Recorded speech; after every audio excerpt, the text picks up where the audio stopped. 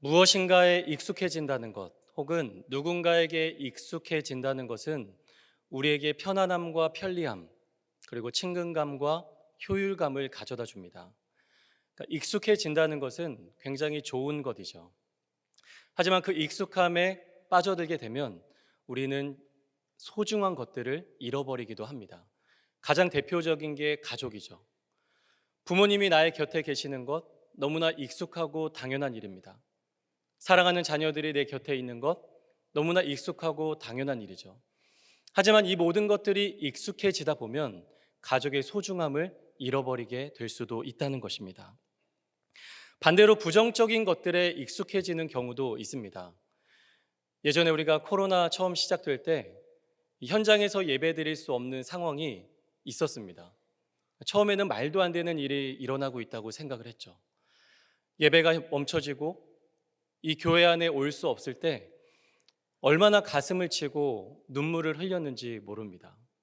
어떻게 이런 일이 일어날 수 있을까? 어떻게 예배가 멈춰질 수 있을까? 어떻게 현장에서 예배를 드리지 못하는 일이 있을 수 있을까? 너무나 놀라고 아픈 마음들을 우리 모두는 느꼈을 것입니다. 하지만 시간이 지나면서 모이지 않는 것이 익숙해지고 집에서 편안한 복장으로 예배 드리는 것, 영상으로 예배하는 것이 조금씩 익숙해지면서 우리는 그것을 더 이상 문제 삼지 않게 되었습니다. 여러분, 속회도 마찬가지죠. 예전에 우리는 속회 어떻게 드렸죠? 다 집에서 속회했습니다. 함께 모여서 밥도 먹고 대화도 나누고 함께 기도하고 예배하고 말씀 나누고, 그러면 아이들은 여기저기서 막 뛰어놀고 시끌벅적하게 그렇게 속회했던 그 시절이 우리에게는 있었죠. 그런데 이 코로나가 지나면서 속회를 못 모이게 되고 모이지 않는 시간들이 지속이 되고 그 시간들이 익숙해지면서 지금 우리는 속회를 잘 모이지 않고 있습니다. 그리고 모이지 않는 것이 오히려 우리에게 익숙해져 버렸습니다. 저는 이러한 일들을 익숙함의 함정이라고 표현하고 싶습니다. 익숙함의 함정.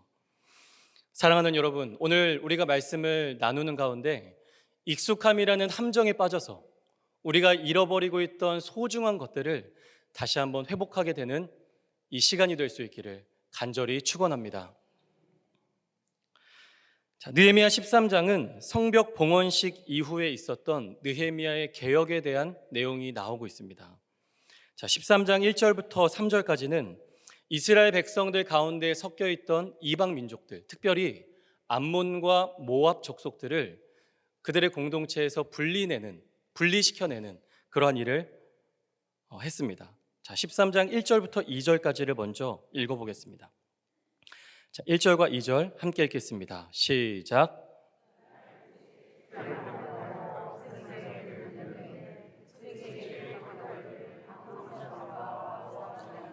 영원히 하나님의 총회에 들어오지 못하리니 이는 그들이 양식과 물로 이스라엘 자손들을 영접하지 아니하고 도리어 발람에게 뇌물을 주어 저주하게 하였음이라.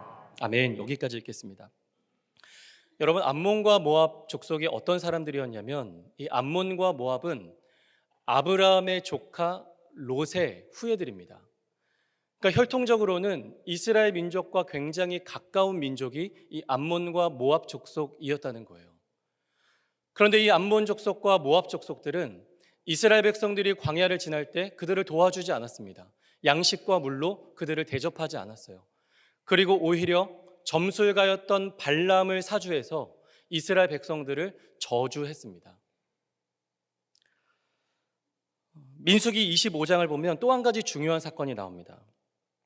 이스라엘 백성들이 시딤이라는 지역을 지나게 될 때 이 시딤이라는 지역에서 이스라엘 사람들과 모압 여인들이 음란함에 빠지게 되었습니다. 그리고 더 나아가서 이스라엘 백성들은 모압 여인들이 섬기던 그 우상을 섬기는 일이 그 시딤에서 일어나게 되었습니다.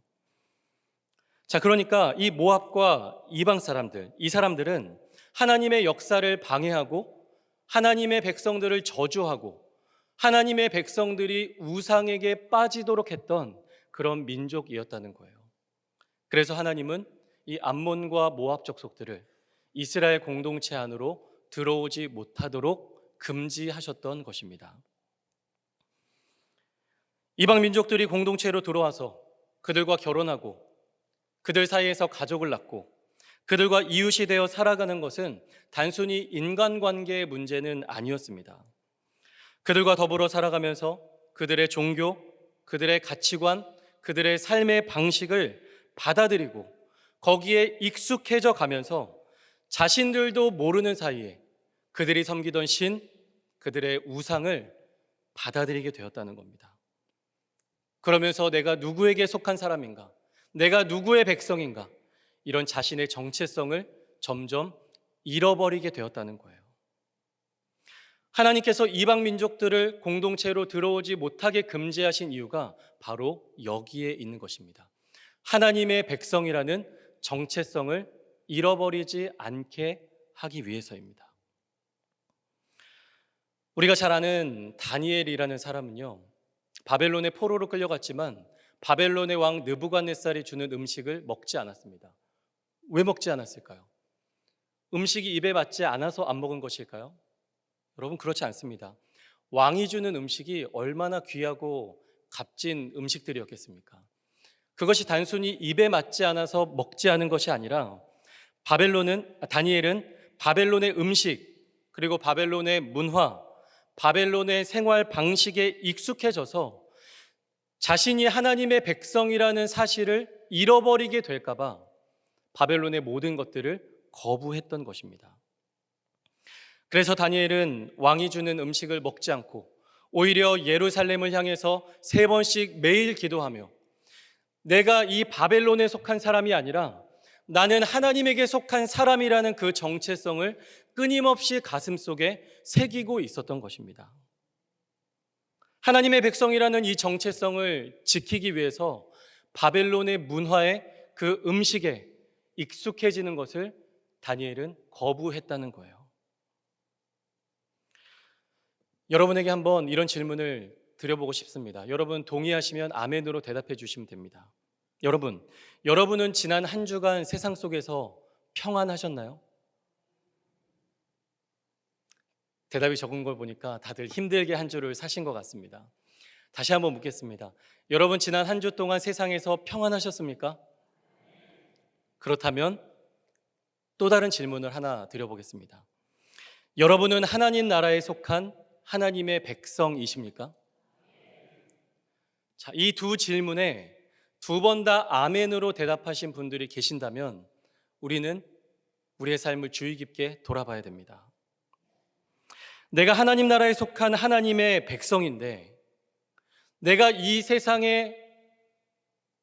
속에서 살아갔던 그 한 주일이 아무런 부딪힘이나 아무런 불편함이 없었다면 어쩌면 우리는 하나님의 백성으로 이 땅을 살아간 게 아니라 세상에 속한 사람으로 지난 한 주를 살았을지도 모른다는 거예요. 여러분, 하나님의 방법과 세상의 방법, 하나님이 중요하게 여기시는 가치와 세상이 중요하게 여기는 가치는 완전히 다른 것입니다. 우리가 만약에 하나님에 속한 사람, 하나님의 백성으로 지난 한 주를 살았다면 우리는 이 세상을 살아가며 끊임없이 세상과 부딪히며 갈등하며 살았어야 됩니다. 세상에서는요, 성공하는 삶이 되기 위해서는 높아져야 된다고 말합니다. 그렇죠?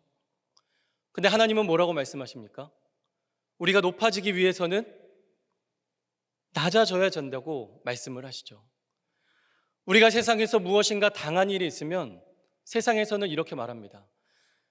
당한 것보다 더 갚아주지는 못해도 적어도 당한 만큼은 갚아줘야 된다. 이렇게 이야기를 합니다. 세상은요, 돈이 성공의 척도라고 이야기를 합니다. 하지만 성경은 돈이 일만하게 뿌리라고 말합니다. 여러분, 세상의 가치와 하나님이 중요하게 여기시는 가치는 이처럼 완전히 다르다는 거예요. 우리가 하나님의 백성으로 이 땅을 살아가고 있다면 우리는 세상 속에서 그 세상의 가치와 끊임없이 부딪히고 끊임없이 투쟁하고 그렇게 살아왔어야 하는 것입니다. 여러분, 예배는요, 이 세상 속에 너무나 익숙해져 버린 우리들이 다시 하나님의 임재 안으로 들어와서 다시 우리의 삶에 하나님의 말씀을 채우고 하나님의 기대를 채우고 하나님의 비전으로 우리를 채워가는 시간이 바로 이 예배라는 것입니다. 그래서 내가 세상에 속한 사람이 아니라 하나님에게 속한 사람임을 다시 회복하는 시간, 이것이 바로 이 예배라는 거예요. 그래서 우리는 이 예배 시간에 내가 하나님의 백성임을, 그 정체성을 회복해서 다시 세상 가운데로 나아가야 하는 것입니다. 사랑하는 여러분, 오늘 예배를 통해서 내가 하나님의 백성이라는 정체성을 회복하게 되시기를 주님의 이름으로 간절히 축원합니다. 저를 한번 따라해 보시겠어요? 나는 하나님의 백성입니다. 나는 하나님의 사람입니다. 나는 주님께 속한 사람입니다. 이 정체성을 회복하는 저와 여러분들이 되시기를 바랍니다.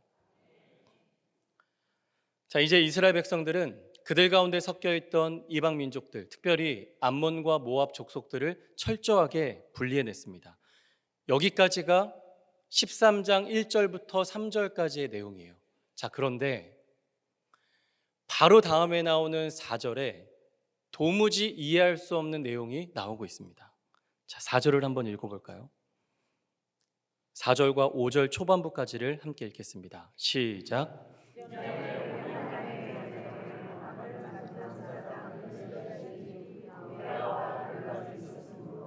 도비아를 위하여 한 큰 방을 만들었으니 아멘. 여기까지 읽겠습니다.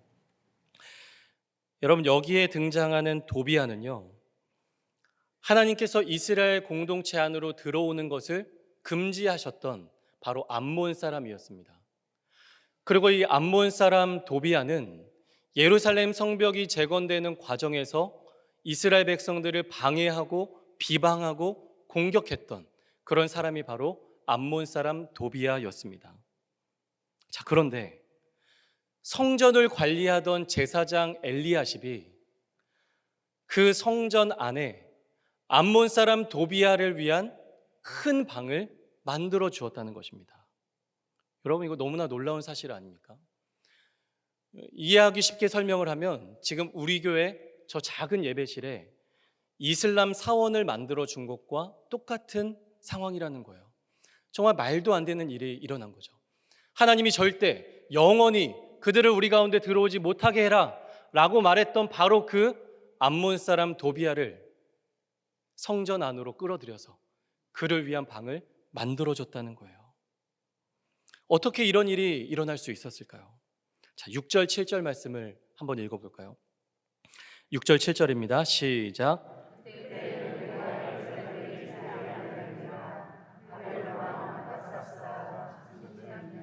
내가 왕에게 나아갔다가 며칠 후에 왕에게 말미를 청하고 예루살렘에 이르러서야 엘리야십이 도비아를 위하여 하나님의 전뜰에 만든 악한 일을 안지라. 아멘. 도비아를 위한 방이 만들어진 것은 느헤미야가 예루살렘을 떠나 있을 때였습니다. 느헤미야는 이방 민족들을 그들의 공동체에서 축출하는 그 개혁을 완수한 이후에 바벨론에 있던 아닥사스다 왕에게 돌아갔습니다. 그러니까 지금 느헤미야는 예루살렘에 없었던 거예요. 느헤미야가 예루살렘에 없었던 그 기간을 한글 성경은 며칠이라고 번역해서 기록했습니다. 근데 제가 가진 주석 자료들을 보니까 이 며칠이라고 번역된 이 기간을 짧게는 60일, 그리고 길게는 12년 이렇게 해석을 하고 있더라고요. 그러니까 느헤미야가 예루살렘을 비웠던 이 시간 동안에 성전 안에 도비아를 위한 큰 방이 만들어지게 되었던 거예요.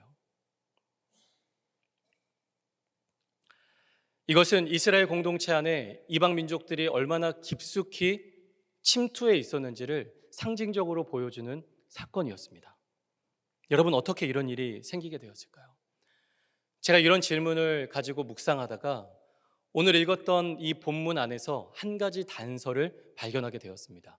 자, 먼저 5절을 보시죠. 5절을 보면 도비아를 위하여 한 큰 방을 만들었다, 이렇게 되어 있죠. 도비아를 위하여 한 큰 방을 만들었다. 근데 조금 뒤로 가서 9절을 보면 느헤미야가 명령하여 그 방을 정결하게 하였다라고 되어 있습니다.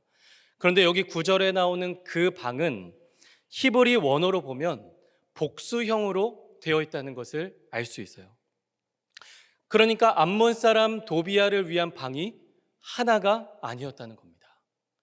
도비야를 위한 방이 여러 개가 있었다는 거예요. 처음에는 도비야를 위한 작은 방 하나를 만들어 주었겠죠. 그런데 도비야가 성전 안에 들어오는 것이 익숙해지고 그렇게 조금씩 도비야를 위한 방들이 많아지게 되었다는 겁니다. 그래서 성경은 도비야를 위한 큰 방이 있었다라고 성경에 기록하고 있는 거예요. 제가 예전에 개척교회 목회를 할 때 경제적으로 정말 힘들었던 기억이 납니다. 아마 경제적으로 제일 힘들었던 시기가 그때가 아니었나 싶어요. 그런데 교회에서 나와서 이제 집으로 가는 길에 작은 마트가 하나 있었습니다. 근데 그 마트에는 복권을 파는 그런 마트였습니다. 로또를 팔고 있었어요. 평소에는 별 생각 없이 거기를 왔다 갔다 했는데 어느 날 그 로또를 사야겠다는 생각에 사로잡히게 된 겁니다. 로또를 사야겠다. 내가 1등에 당첨이 되면 교회를 멋지게 꾸밀 수 있겠다. 이 생각이 교회를 위한 생각이니까 하나님이 반드시 1등에 당첨되게 해주실 거야 라는 확실한 믿음을 가지게 되었습니다. 여러분, 믿음이 이렇게 무서운 겁니다. 믿음은 무서운 거예요. 그래서 로또를 무려 5,000원어치를 샀습니다. 어떻게 됐을까요? 꽝이었을까요? 죄송합니다. 5만 원에 당첨이 됐습니다. 5만 원이 당첨이 되면 제가 경제적으로 궁핍하잖아요. 그러면 5만 원으로 뭐 라면을 사든지 아니면 아이들 간식을 사든지 그랬으면 좋았을 텐데 이 5만 원을 어떻게 했죠? 네, 아마 많이 해보신 것 같아요. 5만 원이 되니까 더 많이 사면 더 많이 벌 수 있겠다. 이 생각이 들어서 5만 원어치 로또로 다 바꿨습니다. 이번엔 어떻게 됐을까요? 다 꽝이었습니다.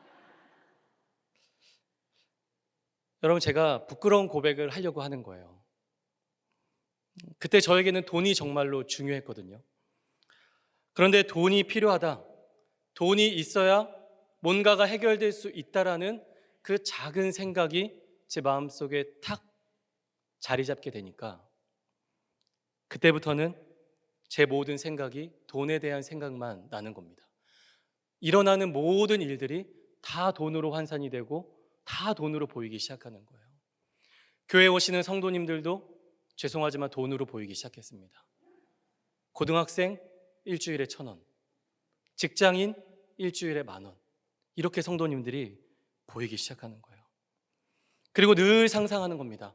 100만 원이 있으면 이거 살 수 있을 텐데, 1,000만 원이 있으면 교회 이거를 바꿀 수 있을 텐데, 1억이 있으면 교회를 더 멋지게 세울 수 있을 텐데, 늘 이렇게 돈에 대한 생각으로 제 마음속이 가득히 차오르게 된 겁니다. 로또 한 장 사볼까? 라는 이 작은 생각이 점점 커져서 돈이 없으면 아무것도 할 수 없다 라는 생각으로까지 제 안에서 번져가게 되었다는 것입니다. 그 당시에 저에게는 이 돈이 오늘 본문에 나오는 도비야였던 것입니다. 저에게는 돈이 도비야였어요. 여러분, 여러분에게는 무엇이 도비야인가요? 여러분의 마음속에 자리 잡고 있어서 하나님을 위한 자리들을 다 밀어내는, 하나님을 위한 그 마음의 자리를 다 무너뜨려 버리는 그 도비야가 여러분에게는 무엇인가요? 우리는 이것을 생각해 보아야 됩니다. 여러분, 삼손이라는 사람을 기억하시죠? 삼손은 마지막에 블레셋 사람들에게 잡혀서 머리가 다 밀리고 두 눈이 다 뽑히고 결박되어서 맷돌을 돌리는 그런 비참한 신세로 전락하게 되었습니다. 자, 그런데 저는 삼손이 이런 인생이 되었던 이유가 사사기 16장 20절에 기록되어 있다고 생각해요. 자, 이 말씀을 함께 읽어보겠습니다. 함께 읽겠습니다. 시작.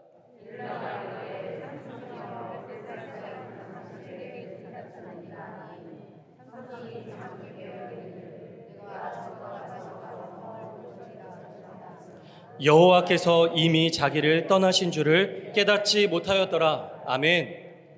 바로 여기 있는 겁니다.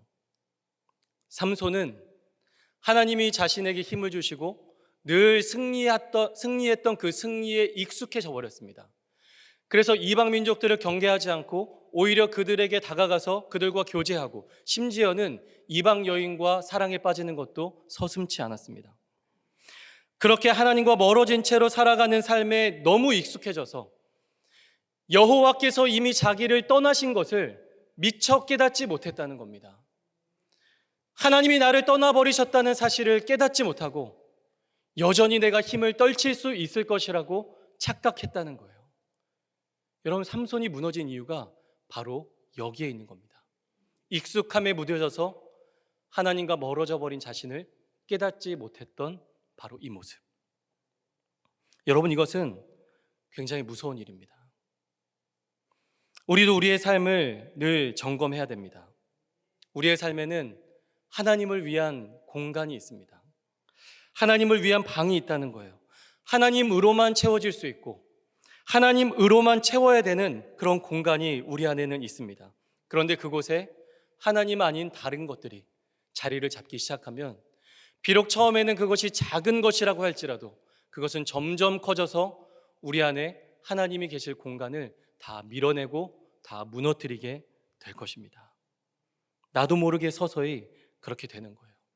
그러면 우리가 여전히 예배하고 있고 여전히 기도하고 있고 여전히 말씀을 읽고 있고 여전히 교회에서 직분을 가지고 헌신하고 있다고 할지라도 어느 순간 하나님이 나를 떠나버리신 것을 깨닫지 못하는 그런 삼손과 같은 인생이 될 수 있다는 것입니다. 그래서 우리는 스스로에게 늘 기도하며 질문해야 됩니다. 내 안에는 혹시 도비아를 위한 방이 있지는 않은가? 어떤 사람에게는 그 도비아가 돈일 수도 있죠. 어떤 사람에게는 사람일 수도 있고 권력일 수도 있고 자존심일 수도 있고 아니면 내가 옳다 여기는 자기의일 수도 있습니다. 누군가를 향한 미움과 원망일 수도 있겠죠. 내 삶에 대한 불평일 수도 있습니다. 두려움일 수도 있습니다. 하지만 그것이 어떠한 것이든 내 안에 한 자리를 차지하고 있는 그 도비아는 우리 안에 마땅히 있어야 될 하나님을 위한 방들을 다 무너뜨리게 된다는 것입니다. 이 예루살렘 성전 안에 도비아를 위한 방이 있다는 것을 느헤미야가 보게 되었죠. 느헤미야가 이 일을 어떻게 정리하고 있는지를 한번 보시죠. 8절과 9절입니다. 함께 읽겠습니다. 시작.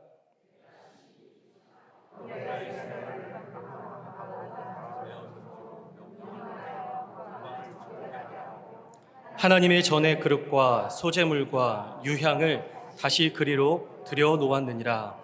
아멘. 성전 안에 도비아를 위한 방이 있다는 것을 발견하고 느헤미야는 그 방 안에서 도비아의 물건들을 다 성전 밖으로 집어 던져버렸습니다. 그리고 그 방을 정결하게 하고 그 비어진 방 안에 다시 하나님을 위한 거룩한 성물들을 채워 넣기 시작했다는 거예요. 그리고 이어지는 말씀을 보면 흩어졌던 레위인들을 다시 불러 모으고 그들을 위한 포도주와 기름과 곡식의 11조를 다시 그 방에 채워 넣기 시작했다는 겁니다. 사랑하는 여러분, 혹시 여러분 안에 도비아를 위한 방이 있지는 않습니까? 도비아를 마음에 품고 도비아와 함께 살아가는 것, 이것에 익숙해지면 안 됩니다. 내 안에 있는 도비아는 지금 내 삶에서 큰 문제를 일으키지 않을 수 있죠. 내 안에 있는 작은 미움, 그것은 너무나 작은 것입니다. 그것은 우리의 삶을 지금 무너뜨리지 않는다고 여겨질 수도 있습니다. 내 안에 있는 음란함, 그것이 내 삶에 문제를 일으키지 않을 수도 있죠. 하지만 그것이 무엇이든 우리 안에 하나님이 기뻐하시지 않는 그 작은 도비아가 자리 잡기 시작하면 그것은 우리도 모르는 사이에 점점 커지게 될 거예요. 그리고 우리의 삶을 완전히 어느 순간 무너뜨리게 될 것입니다. 그렇기 때문에 우리 안에 있는 그 작은 도비아에 우리는 익숙해지면 안 됩니다. 그것은 익숙함의 함정이에요. 내 안에 도비아를 위한 방이 있다는 것을 발견하게 되면 내 안에서 그 도비아를 끌어내야 됩니다. 그 도비아의 멱살을 잡아서 끌어내서 밖으로 집어 던져야 돼요. 그리고 그 자리에 다시 하나님을 위한 것들로, 다시 하나님이 기뻐하시는 것들로 채워 넣어야 합니다. 다시 예배를 채워놓고, 다시 말씀을 채워놓고, 다시 기도를 채워놓고, 다시 감사를 채워놓고, 다시 사랑과 용서를 채워 넣는 것입니다. 그렇게 나의 온 삶이 하나님으로 채워지는 것, 그렇게 나의 온 삶이 하나님이 기뻐하시는 것으로 채워지는 것, 그렇게 내가 하나님의 백성답게, 하나님에게 속한 자답게 이 땅을 살아가게 되는 것, 이것이 바로 하나님이 오늘 우리에게 회복하기를 원하시는 바로 그 모습인 줄로 믿습니다. 사랑하는 여러분, 오늘 이 말씀을 기억하시고 우리 안에 있는 도비아를 다 끌어내어 집어 던지고 내가 하나님의 백성이라는 정체성으로 이 땅을 살아가게 되기를, 그렇게 결단하시는 저와 여러분들이 될 수 있기를 간절히 축원합니다. 자리에서 일어나시겠습니다.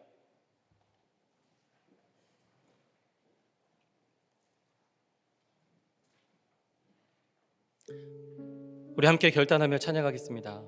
결단하며 찬양할 때 이 가사를 잘 묵상하시면서 찬양하시면 좋겠습니다. 우리는 이 세상 속에서 살아갑니다.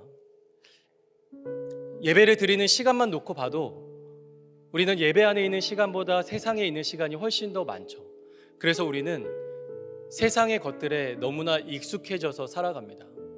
그런데요, 여러분, 그것들이 우리의 마음속에 자리 잡기 시작하고 내 안에 한 방을 차지하게 되면 그것은 어느샌가 점점 더 커져서 우리의 마음속에 하나님을 위한 공간을 하나도 남겨두지 않고 우리의 마음을 다 가득 채우게 됩니다. 하지만 여러분, 우리가 그것들을 깨어 바라볼 수 있고 그것들을 내 삶에서 단호하게 거절하고 내 안에서 집어 던질 수 있으려면 우리에게 한 가지 의식과 믿음이 필요합니다. 그것은 내가 이 세상에 속한 사람이 아니라 하나님에게 속한 하나님의 백성이라는 그 정체성입니다. 어떤 순간에도 그 믿음을 잃지 않을 때 우리는 그 믿음의 시선으로 나의 삶을 바라보고 내 안을 볼 수 있게 되는 것이죠. 도비아를 발견하게 되고 다 내어 던질 수 있게 되는 것입니다. 오늘 우리가 이 찬양을 고백하는 가운데, 주님, 나는 주님께 속한 자입니다. 나는 하나님의 백성입니다. 이제 주의 나라를 위해, 이 세상을 위해서가 아니라 주님의 나라를 위해 전심으로 살아가겠습니다. 이렇게 믿음으로 고백할 수 있는 이 시간이 되기를 바랍니다. 함께 찬양합니다. 이 땅에 내 삶이 비록 버겁더라도 주님의 선하심 나 믿으며 가리. 이 작은 자통에 주가 이루어 가시니 감사로 사는 삶 나 살기 원하네. 내 삶의 시간 속에 주 일하시네. 내 모든 여정 속에 함께 하시네. 깊고도 크신 주의 영광을 나 보리라.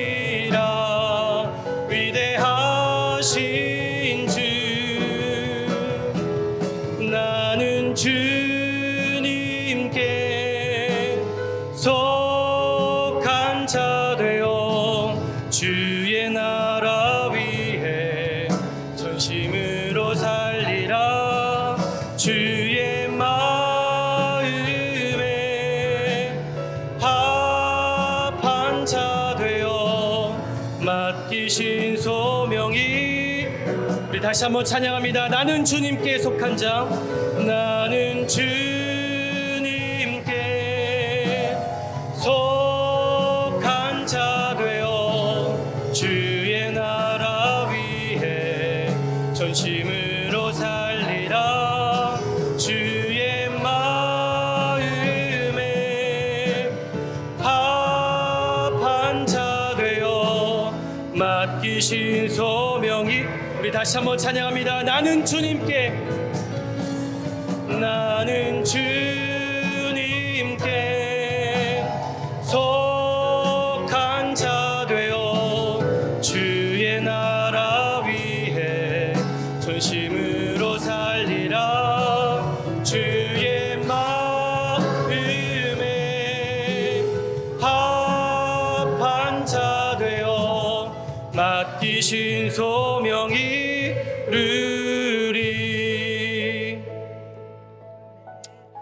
하나님, 오늘도 우리에게 생명과 같은 예배를 허락하여 주시니 감사합니다.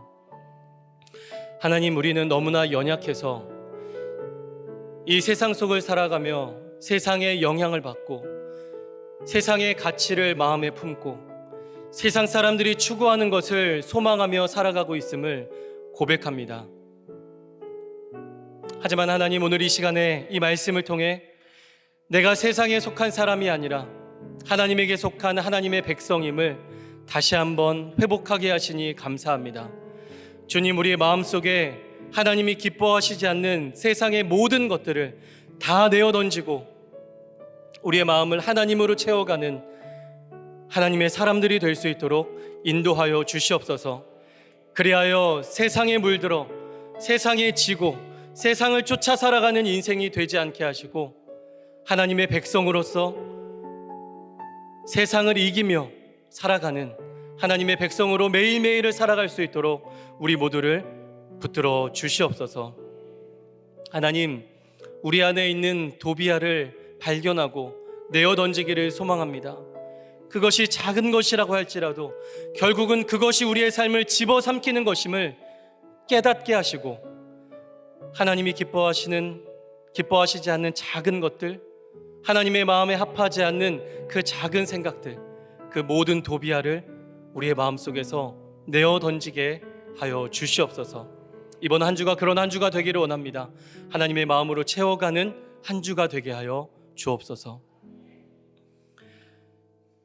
이제는 우리 주 예수 그리스도의 은혜와 하나님의 사랑하심과 성령님의 함께하심이 오늘 이 예배를 마치고 하나님의 백성으로 살아가기를 다짐하며 세상으로 나아가는 우리 모두의 머리 위에 지금부터 영원까지 함께하시기를 간절히 축원하옵나이다.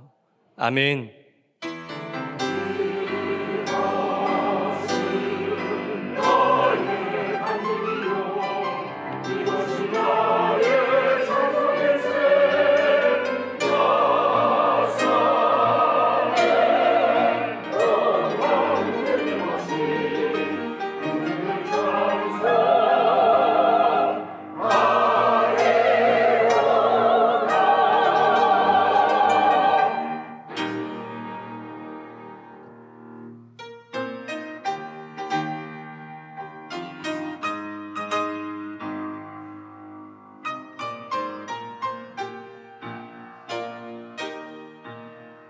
주의